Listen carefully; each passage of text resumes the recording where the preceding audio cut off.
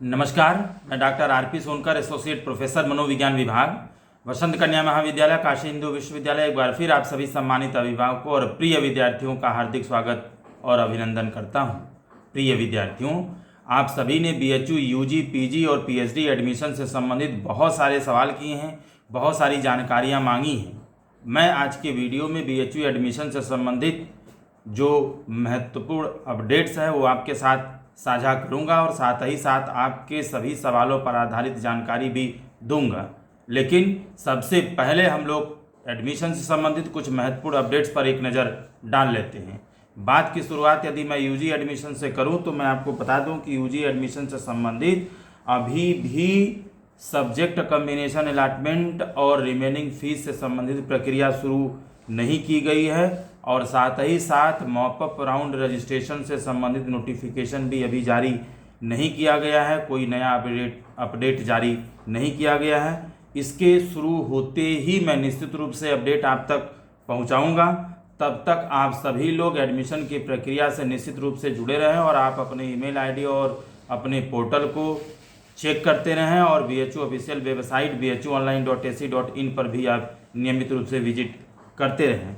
बात यदि मैं पीजी एडमिशन से संबंधित कुछ महत्वपूर्ण अपडेट्स की करूं तो मैं आपको बता दूं कि इस समय पीजी के सभी डिपार्टमेंट्स में रिजल्ट पब्लिकेशन का जो कार्य है वो लगातार निरंतर रूप से किया जा रहा है। किसी डिपार्टमेंट में फर्स्ट राउंड का रिजल्ट पब्लिश हुआ है तो किसी में सेकेंड राउंड का रिजल्ट पब्लिश किया गया है, जबकि किसी डिपार्टमेंट में थर्ड रेगुलर राउंड का रिजल्ट भी पब्लिश किया जा चुका है और सीटों की स्थिति के आधार पर अगले रेगुलर राउंड चलाने की जो तैयारी है वो की जा रही है। और साथ ही साथ मैं आपको ये भी बता दूं कि इस रिजल्ट के कट ऑफ में आने वाले आप सभी विद्यार्थियों को आपके स्टूडेंट पोर्टल पर कमिटमेंट फीस जमा करने की सूचना भेज दी गई है। आप डेडलाइन के अंदर निश्चित रूप से अपनी फीस जमा करें, क्योंकि यदि आप कमिटमेंट फीस डेडलाइन के अंदर जमा नहीं करते हैं तो आपको एडमिशन की प्रक्रिया से बाहर कर दिया जाएगा। और साथ ही साथ मैं आपको ये भी बता दूं कि यदि आपकी शिकायत ये है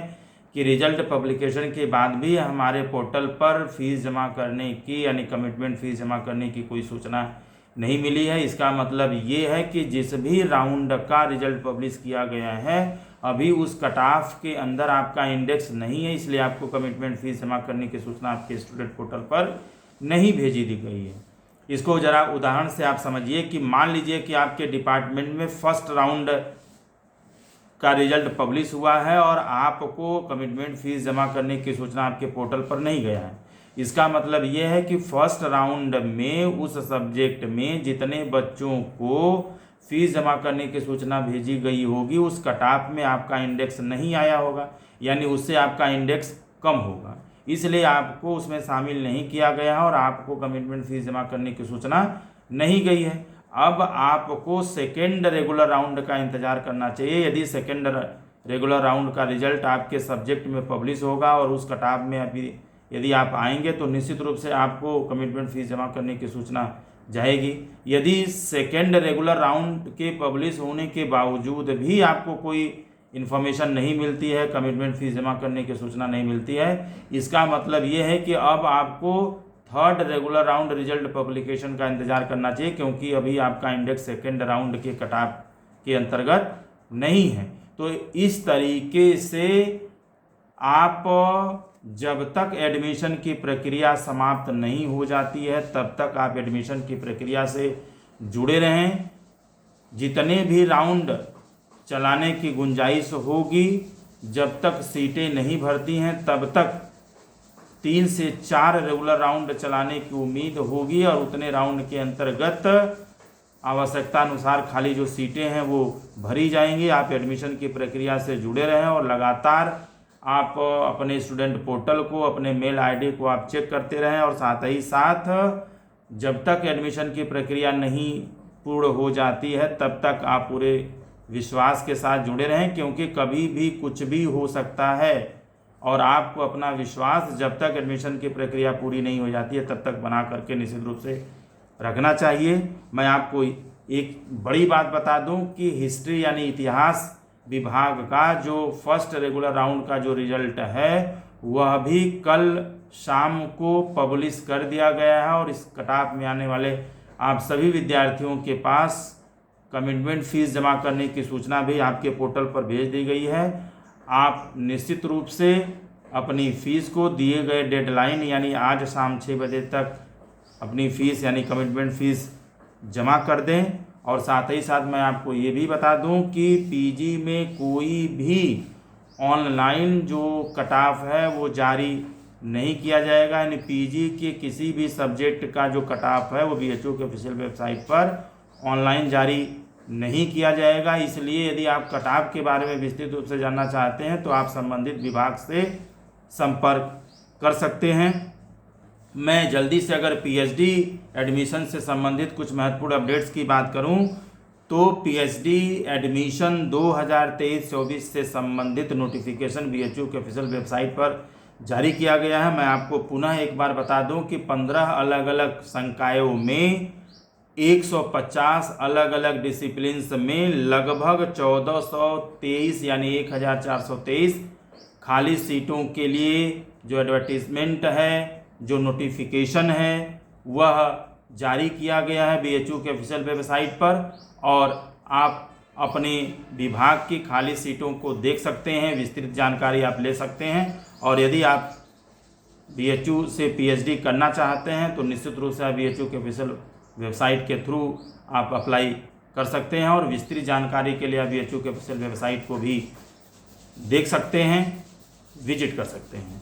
साथ ही साथ अब हम लोग शुरू करते हैं सवालों का सिलसिला। आज मैंने आप सभी के द्वारा पूछे गए बहुत सारे सवालों में से 10 महत्वपूर्ण सवाल लिया है। एक बार मैं पुनः विनम्र निवेदन आपसे कर दूं कि आपके द्वारा पूछे गए मैंने सिर्फ उन्हीं सवालों को लिया है जिन लोगों ने अपने सवाल के साथ अपना नाम, अपने ज़िले का नाम और अपने प्रदेश का नाम लिखा है। जिन लोगों ने अपने नाम के साथ ज़िले और प्रदेश का नाम नहीं लिखा है, मैंने उन लोगों के सवालों को नहीं लिया है। कृपया आप सवाल पूछें तो अपने सवाल के साथ ये डिटेल अवश्य दें। शुरू करते हैं हम लोग सवालों का सिलसिला और लेते हैं पहला सवाल। और पहला सवाल जो कई सारे विद्यार्थियों के द्वारा पूछा गया है वो पीजी के अलग अलग सब्जेक्ट्स के काउंसलिंग से संबंधित है, एडमिशन से संबंधित है। इसमें से स्वराज गुणवांट जी महाराष्ट्र से एमएससी एजी के सेकेंड रेगुलर राउंड के पब्लिश होने के बारे में जानकारी चाहते हैं। वहीं ज्योति कुमारी पटना बिहार से MSc horticulture second regular round के पब्लिकेशन के बारे में जानकारी चाहती हैं। और वहीं पर मोनू पांडे कानपुर उत्तर प्रदेश से एमए हिस्ट्री के रिजल्ट पब्लिकेशन के बारे में जानना चाहते हैं। प्रिय विद्यार्थियों, मैं आपको बता दूं, जैसा मैंने थोड़ी देर पहले बताया कि पीजी के सारे डिपार्टमेंट्स में, चाहे वो आर्ट्स हो, चाहे सोशल के सब्जेक्ट्स हों, चाहे साइंस के सब्जेक्ट हों, चाहे कॉमर्स का सब्जेक्ट हो, इन सारे डिपार्टमेंट में जो रिजल्ट है उसके पब्लिकेशन का काम निरंतर रूप से किया जा रहा है। और जिसमें फर्स्ट राउंड नहीं हुआ था वो फर्स्ट राउंड किया गया है, किसी में सेकेंड राउंड किया गया है, किसी में थर्ड रेगुलर राउंड का रिजल्ट भी पब्लिश किया जा चुका है। तो अलग अलग विभागों को न बता करके मैं आप सभी से विनम्र निवेदन करूंगा कि इस सप्ताह तक आप पीजी के किसी भी सब्जेक्ट में एडमिशन चाहते हैं तो लगातार एडमिशन की प्रक्रिया से जुड़े रहिए और आप अपने स्टूडेंट पोर्टल को और मेल को नियमित रूप से चेक करते रहिए, क्योंकि रिजल्ट पब्लिकेशन का काम लगातार हो रहा है। और जैसे ही आप कट ऑफ में आते हैं आपके स्टूडेंट पोर्टल पर कमिटमेंट फ़ीस जमा करने की सूचना भेज दी जाएगी। आप डेडलाइन के अंदर अपनी फ़ीस जमा करेंगे। वहीं सुस्मिता सांडिल्य जी दिल्ली से जानना चाहती हैं कि सर मेरा एडमिशन एमकॉम में पेड सीट में हो गया है, मैंने अपना सीट लॉक भी कर दिया है, क्या मेरे सीट के अपग्रेड होने की संभावना है या अपग्रेड होकर के रेगुलर में मेरा हो सकता है? सुस्मिता जी, जैसा कि आप लिख रहे हैं कि आपका एडमिशन एमकॉम में पेड सीट में हुआ है और आपने अपनी सीट भी लॉक कर दिया है।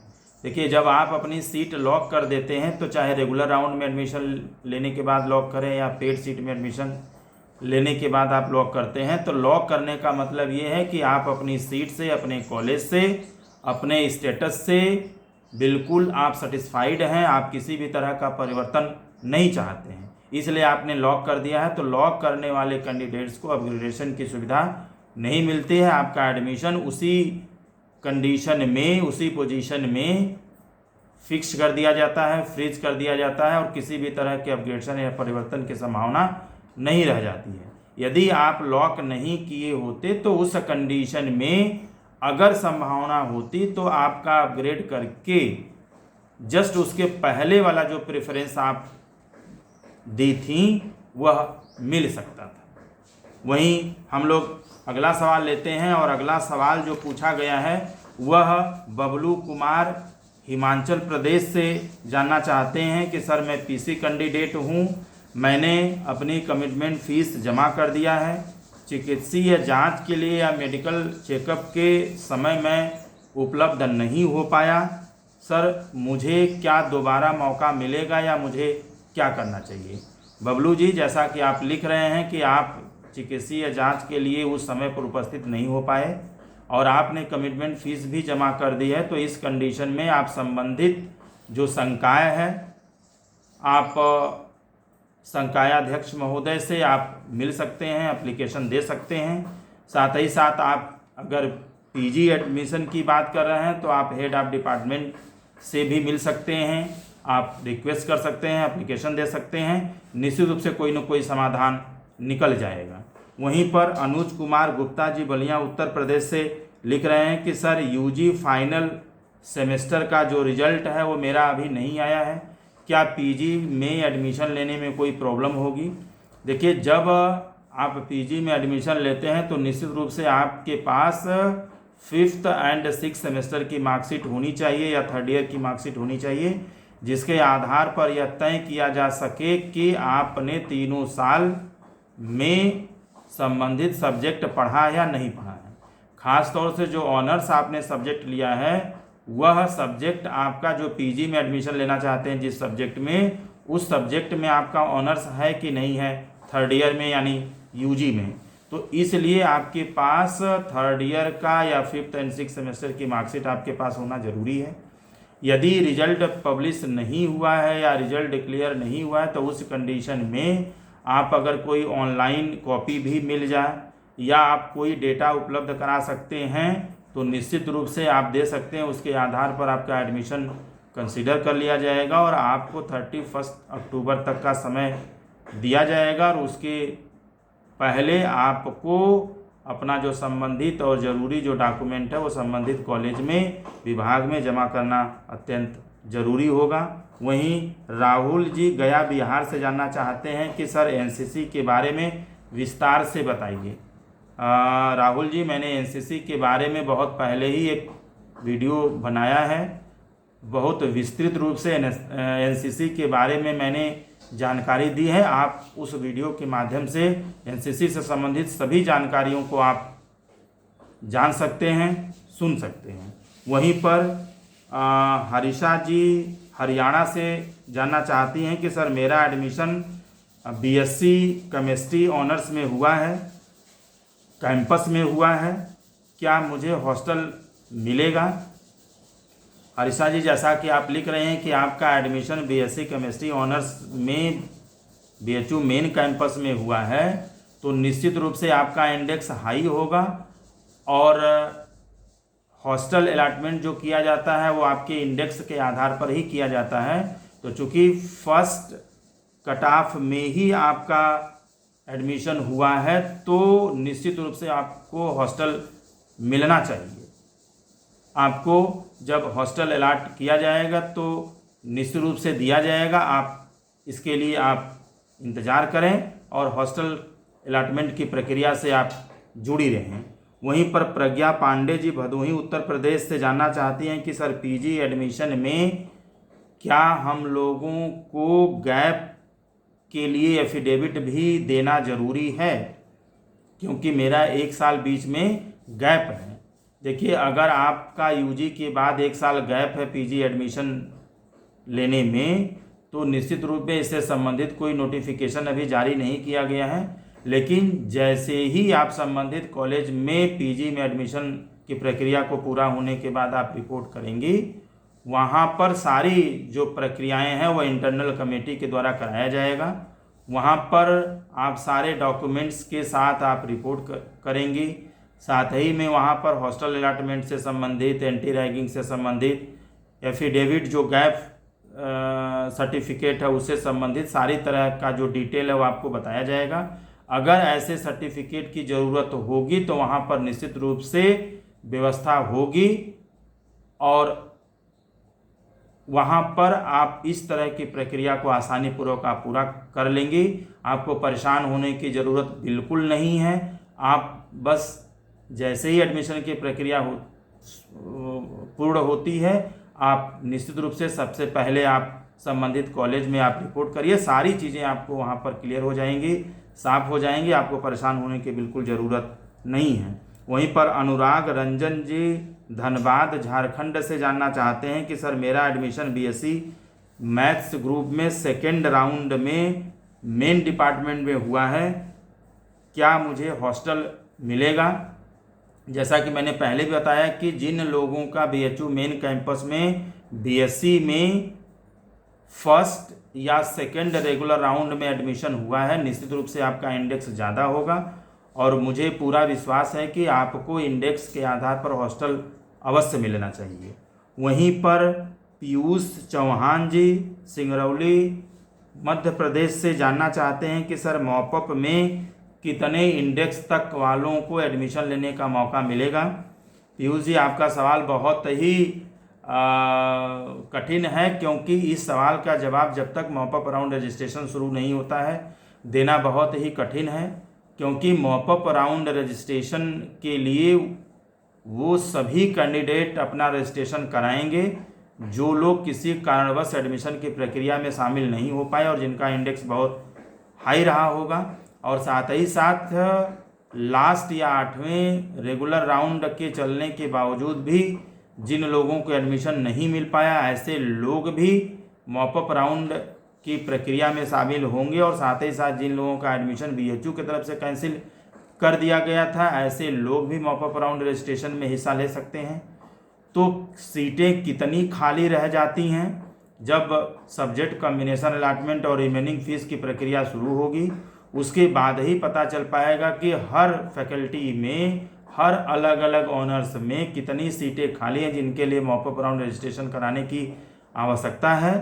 तब उसके बाद कितने बच्चे मॉपअप राउंड रजिस्ट्रेशन में अप्लाई करते हैं, रजिस्ट्रेशन करते हैं, उनका इंडेक्स क्या है, और उस इंडेक्स के आधार पर जब उनको एडमिशन लेने का मौका दिया जाता है तो उसमें से कितने बच्चे अपनी फीस जमा करते हैं और एडमिशन लेते हैं। ये तमाम तरह की प्रक्रियाएं जब तक पूरी नहीं होंगी तब तक यह कहना बहुत ही मुश्किल है कि मॉपअप राउंड में कितने इंडेक्स तक वाले बच्चों का एडमिशन हो पाएगा। तो निश्चित रूप से आप उम्मीद के साथ मॉपअप राउंड रजिस्ट्रेशन का नोटिफिकेशन जारी होता है तो आपका इंडेक्स चाहे जितना भी कम क्यों न हो, एक बार आप रजिस्ट्रेशन करा सकते हैं। क्योंकि एडमिशन हो या न हो, आपका जो मॉपअप राउंड रजिस्ट्रेशन वाली जो फीस है उसमें कोई नुकसान नहीं होगा। मान लीजिए कि मॉपअप राउंड रजिस्ट्रेशन आप करते हैं और आपका एडमिशन नहीं होता है, तो उस कंडीशन में 1000 रुपये जो अब मॉपअप राउंड रजिस्ट्रेशन का है वह आपका वापस कर दिया जाएगा। लेकिन अगर आपका एडमिशन हो जाता है तो उस कंडीशन में आपकी फ़ीस जो है वो एडजस्ट कर ली जाएगी, यानी जितनी फ़ीस है उसमें से 1000 माइनस हो जाएगा। तो आपका कोई नुकसान नहीं है। यदि एडमिशन होता है तो माइनस हो जाएगा, नहीं होता है तो आपकी 1000 रुपये जो रजिस्ट्रेशन फ़ीस है वो वापस हो जाएगी। तो आपका इंडेक्स चाहे जितना कम क्यों न हो, आपको निश्चित रूप से मॉपअप राउंड रजिस्ट्रेशन में हिस्सा लेना चाहिए। और जितने भी बचे हुए जो सब्जेक्ट हैं, जो कॉलेजेस हैं, उन सारे कॉलेजेस में, सारे सब्जेक्ट में जिसमें आपकी पढ़ने की रुचि हो, आपको निश्चित रूप में रजिस्ट्रेशन करना चाहिए, उनका प्रेफरेंस भरना चाहिए। वहीं पर अगला सवाल लेते हैं जो माहेश्वरी पुरोहित जी के तरफ से पूछा गया है। आप गुजरात से पूछ रही हैं कि सर मेरे से कम इंडेक्स वाले कैंडिडेट का एडमिशन जनरल कैटेगरी में हुआ है, जबकि उससे जो मेरा इंडेक्स है वो ज़्यादा हुआ है, ऐसा क्यों हुआ है? कृपया इनके सवाल को एक बार पुनः समझिए। इनकी शिकायत है कि इन्होंने सब्जेक्ट का नाम तो नहीं लिखा है, लेकिन इनकी शिकायत है कि मैं भी जनरल कैटेगरी की हूँ और जिसका एडमिशन जनरल कैटेगरी में हुआ है किसी सब्जेक्ट में, उनका इंडेक्स मेरे इंडेक्स से कम था। तो सेम कैटेगरी में इंडेक्स कम होने के बावजूद भी दूसरे का एडमिशन हो गया और मेरा नहीं हुआ, ऐसा क्यों हुआ? माहेश्वरी जी, मैं आपके प्रश्न का जवाब दूं, क्योंकि आपको निश्चित रूप से यह समझना पड़ेगा, क्योंकि जो आपका एडमिशन किसी भी डिपार्टमेंट में होता है वह आपके इंडेक्स और आपके प्रेफरेंसेस के द्वारा होता है। ठीक है, मान लीजिए कि आपका इंडेक्स ज़्यादा है, उसके बावजूद भी आपने प्रेफरेंसेस क्या भरा है। जैसे मान लीजिए थोड़ी देर के लिए कि आपका जो सब्जेक्ट है, जिस सब्जेक्ट की आप बात कर रही हैं, मान लीजिए आपका subject BHU main campus main department भी चलता है और बाहर के चारों एफिलिएटेड कॉलेजेस में भी चलता है। तो आपके पास टोटल जो सेंटर हो गए वो 5 हो गए, और आपका नंबर मान लीजिए कि 250 है और आपको शिकायत है कि 245 को एडमिशन मिल गया, 250 मेरा है नहीं हुआ। एक उदाहरण के रूप में आप समझिए, यानी 250 नंबर आपका है, जनरल कैटेगरी में आपको एडमिशन नहीं मिला मेन कैंपस में, और 245 वाले को मेन कैंपस में जनरल कैटेगरी के बच्चे को एडमिशन मिल गया। तो इसमें सब का सब जो खेल है वह आपके प्रेफरेंसेस का है। आपका मान लीजिए कि आपका 250 नंबर है और आपने प्रेफरेंस में सबसे पहला आपने मान लीजिए कि आपने VKM भर दिया, और जिसका 245 नंबर है उसने पहला ही प्रेफरेंस मेन डिपार्टमेंट भर दिया। ठीक है, कई बार यह गलती इसलिए भी हो जाती है क्योंकि आप मेन डिपार्टमेंट और सारे एफिलिएटेड कॉलेजेस के बारे में बहुत सोच समझ के प्रेफरेंस नहीं भरते हैं, या जानकारी नहीं होती है, या आप गलती से भर देते हैं, या साइबर वाले भैया भर देते हैं। तो तमाम तरह की चीज़ें होती हैं, मिस्टेक होती है, जिसकी वजह से प्रेफरेंस में गलती हो जाती है। आप चाहे जानबूझ करके प्रेफरेंस में गलती की हो या किसी अन्य कारण की वजह से प्रेफरेंस में कोई गलती हुई हो, तो विश्वविद्यालय एडमिशन कमेटी आपके गलती को सिर्फ इस रूप में स्वीकार करती है, या आपके द्वारा भरे गए प्रेफरेंस को सिर्फ इस रूप में स्वीकार करती है कि आपने जानबूझ करके सोच समझ करके आपने जितने भी प्रेफरेंसेस भरे हैं वह बिल्कुल सही है, और उसी प्रेफरेंस के आधार पर, आपके इंडेक्स के आधार पर आपको बेस्ट प्रेफरेंस देने की कोशिश विश्वविद्यालय के द्वारा की जाती है। तो मान लीजिए कि आपका 250 और आपने पहला प्रेफरेंस ही VKM में भर दिया, जबकि जिसका 245 नंबर था उसने फर्स्ट प्रेफरेंस मेन डिपार्टमेंट भर दिया। अब आपका जब भी रिजल्ट पब्लिश किया जाएगा, आपको पूरी एडमिशन कमेटी यही कोशिश करेगी कि पहला ही प्रेफरेंस आपको मिल जाए।